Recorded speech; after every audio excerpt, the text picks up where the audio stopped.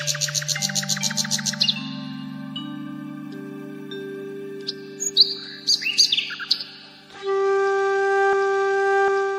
തലമുറകളായി നിങ്ങൾക്കൊപ്പം PRS hospital. മലയാളികൾ ദുബായിലേക്ക് പോകും, ബംഗ്ലാദേശികളും ബംഗാളികളും കേരളത്തിലേക്ക് വരും.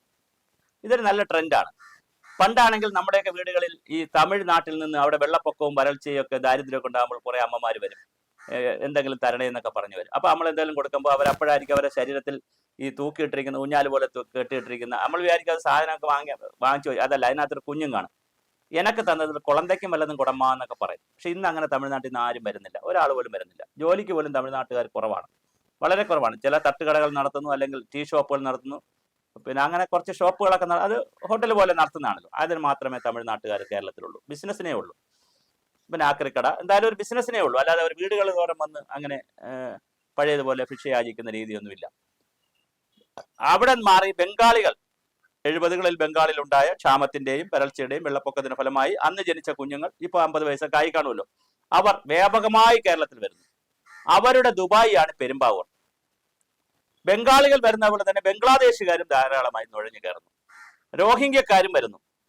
അപ്പൊ കേരളത്തിൽ വന്ന് സുരക്ഷിതമായി താമസിക്കുന്നതിന്റെ മറ്റൊരു കാര്യം, ഇവിടെ ഇത്തരം കാര്യങ്ങളെ നമ്മൾ പലപ്പോഴും പ്രൊമോട്ട് ചെയ്യുന്ന രീതിയുമുണ്ട്. പല തീവ്രവാദികളെ പോലും ഇവിടെ നിന്ന് പിടിച്ചിട്ടുണ്ട്. NIA ഇടയ്ക്കിടയ്ക്ക് വന്ന് തീവ്രവാദികളെ പൊക്കിക്കൊണ്ട് പോകാറുണ്ട്. ഒരു തീവ്രവാദി ഇവിടെ വന്നിട്ട് ആശാരിയായി വേഷം മാറി കണ്ണൂരിൽ ജോലി ചെയ്ത കഥയൊക്കെ ഉണ്ട്. ഇപ്പോഴിതാ പെരുമ്പാവൂരിൽ നിന്ന് വരുന്ന വാർത്ത അത്ര ശുഭകരമല്ല. വ്യാജ ആധാറുമായി 100 കണക്കിന് പേരെ പിടിച്ചിരിക്കുകയാണ്. ആധാർ എന്ന് പറയുന്ന ഏറ്റവും പ്രധാനപ്പെട്ട ഒരു രേഖയാണ്. അത് വ്യാജമായി ഉണ്ടാക്കുക എന്ന് പറഞ്ഞാൽ ഇനിയിപ്പോൾ വലിയ ബുദ്ധിമുട്ടുള്ള കാര്യമല്ലേ. അപ്പോൾ വ്യാജ ആധാറുമായി പെരുമ്പാവൂരിൽ കുറെ പേരെ പിടിച്ചിരിക്കുകയാണ്. ഇതിനിടയിൽ നേരത്തെ പെരുമ്പാവൂരിൽ ഒരു പെൺകുട്ടി നിഷ കേസ് വന്നത് നമുക്കറിയാം. ആസാമിലെ ഒരു ആളാണ്, ഒരു ചെറുപ്പക്കാരനാണ് അത് ചെയ്തു എന്ന് പറഞ്ഞിട്ട് പെരുമ്പാവൂരിൽ കേസ് വന്നിട്ടുണ്ട്. അതുപോലെ തന്നെ പ്രോസ്റ്റിറ്റ്യൂഷന്റെ ഒരു കേന്ദ്രമായി പെരുമ്പാവൂർ മാറുന്നു എന്നുള്ള വാർത്ത വന്നിട്ടുണ്ട്. അപ്പൊ പെരുമ്പാവൂരിനെ സംബന്ധിച്ച് ഞാൻ പെരുമ്പാവൂരും വേങ്ങൂരും ഒക്കെ പോയി, വേങ്ങൂർ പഞ്ചായത്തിലൊക്കെ പോയി നന്നായി 10-30 വർഷം സർവേയും, വർഷങ്ങൾക്ക് മുമ്പ് സർവേയും മറ്റു കാര്യങ്ങളൊക്കെ ചെയ്തിട്ടുള്ള മനോഹരമായ ഗ്രാമവും നല്ല നഗരവുമാണ് പെരുമ്പാവൂർ. അപ്പൊ പക്ഷേ അവിടെ ഇപ്പോൾ അതിഥി തൊഴിലാളികൾ ധാരാളമായി വന്ന് താമസിക്കുന്ന ഒരു കോട്ടയായി മാറിയിട്ടുണ്ട്. അതിഥി തൊഴിലാളികൾ വരണ്ടെന്നോ അവർ താമസിക്കേണ്ടെന്നോ, മലയാളികൾക്ക് ജോലി ചെയ്യാൻ സമയവും സാഹചര്യവും സൗകര്യവും മനക്കരുത്തും ശരീരക്കരുത്തും ഇല്ലെങ്കിൽ മറ്റാരും വന്ന് ജോലി ചെയ്യേണ്ടെന്നോ ഒന്നും ഒരു അഭിപ്രായം ഇല്ല. വരട്ടെ, നമുക്ക് മറ്റുള്ള സ്ഥലങ്ങളിൽ ഇന്ത്യയിൽ എല്ലായിടത്തും പോയി ജോലി ചെയ്യാൻ കഴിയുമെങ്കിൽ അവരും വന്ന് ജോലി ചെയ്യട്ടെ.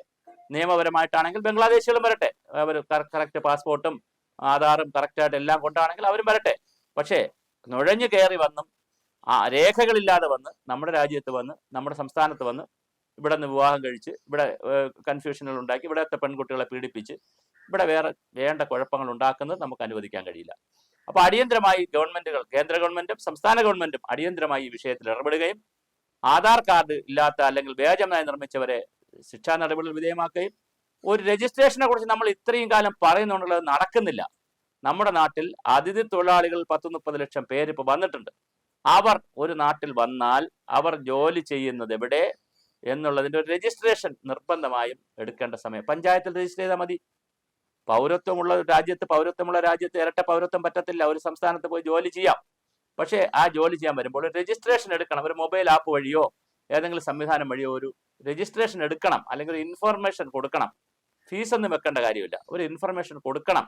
അതടുത്ത പോലീസ് സ്റ്റേഷനിലാകട്ടെ പഞ്ചായത്തിലാകട്ടെ അത് കൊടുക്കണം എന്നുള്ള ഒരു മെസ്സേജ് നമുക്ക് പോകേണ്ടതുണ്ട്. നമ്മുടെ വീട്ടിലും ആരെങ്കിലും അതിഥി തൊഴിലാളികളെ വിളിച്ച് ജോലി ചെയ്യിക്കുക മറ്റു കാര്യം ചെയ്യുമ്പോൾ സ്വാഭാവികമായിട്ട് അവരുടെ ID കാർഡും മറ്റു കാര്യങ്ങളൊക്കെ വാങ്ങി നോക്കണം. അത്തരത്തിൽ അവർക്ക് ID കാർഡ് കൊടുക്കുകയും ആധാർ കാർഡ് ഉൾപ്പെടെയുള്ളവ പരിശോധിക്കപ്പെടുകയും ഒക്കെ ചെയ്യേണ്ടത് അത്യാവശ്യമാണ്. കാരണം രാജ്യദ്രോഹ പ്രവർത്തനങ്ങളൊക്കെ നടക്കുന്ന രാജ്യത്താണ് നമ്മൾ താമസിക്കുന്നത്. എല്ലാം അങ്ങനെ നിഷ്കാമ കർമ്മമാണെന്നും ഇതെല്ലാം പാലുപോലെ വെളുത്തിരിക്കുകയാണെന്നും നമ്മൾ വിചാരിക്കേണ്ട.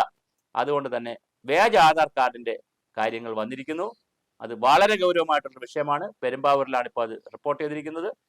കേരളത്തിൽ പല സ്ഥലങ്ങളിലും ഇത് വരാൻ സാധ്യതയുണ്ട്. അതുകൊണ്ട് തന്നെ സർക്കാരുകളും രഹസ്യാന്വേഷണ ഏജൻസികളും വളരെ ഗൗരവമായി ഈ വിഷയം എടുക്കണം. ആധാർ കാർഡ് ഇല്ലാത്തവരെ പറഞ്ഞു വിടണം. മറ്റ് രജിസ്ട്രേഷനും ലൈസൻസും എടുക്കണം. അവരുടെ ഒരു സെൻസസ് തന്നെ എടുക്കേണ്ടതുണ്ട്. അതുപോലെ തന്നെ അവർക്ക് ആരോഗ്യപരമായ ഈ ഹെൽത്ത് ആരോഗ്യ പരിശോധന ഇടയ്ക്കിടയ്ക്ക് നടത്തണം. കാരണം നമ്മളറിയാം എയ്ഡ്സ്, കോവിഡ് എന്തെല്ലാം അസുഖങ്ങളാണ് അങ്ങോട്ടും ഇങ്ങോട്ടൊക്കെ രാജ്യങ്ങളിൽ നിന്ന് സമൂഹത്തിൽ നിന്നൊക്കെ അങ്ങോട്ടും ഇങ്ങോട്ട് പോകുന്നത്. അപ്പോൾ അവരുടെ ആരോഗ്യവും പ്രധാനമാണ്. അപ്പോൾ അതുകൊണ്ട് അത് മാത്രമല്ല പകർച്ചവ്യാധികൾ ഇല്ലാതിരിക്കണം.